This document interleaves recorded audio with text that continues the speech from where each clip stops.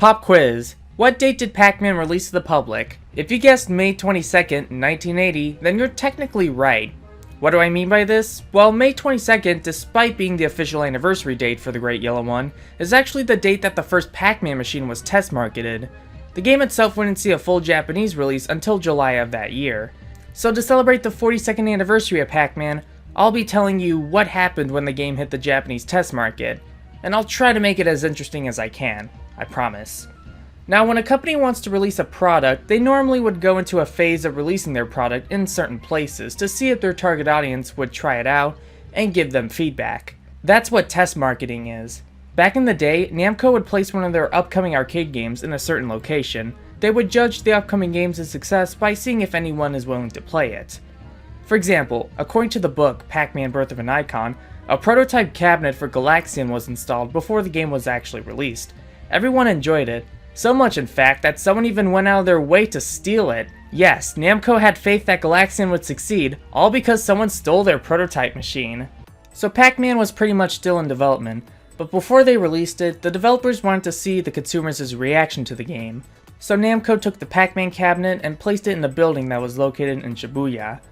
In an interview with Wired.com, Pac-Man creator Toru Iwatani says that the building no longer exists. He also didn't say anything about the address of the building, but he did describe the building as a thin, chimney-shaped building with 7 or 8 floors, consisting of several movie theaters.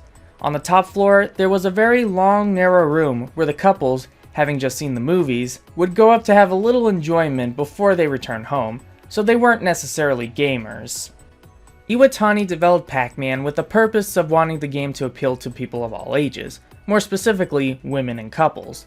According to him, the women and couples were very happy about the machine, very excited. They came up to it and put their hands on it, so we thought that our target concept had been very much in sync and correct. They played it and they were more or less satisfied. They figured out how to play it, it's not a difficult game.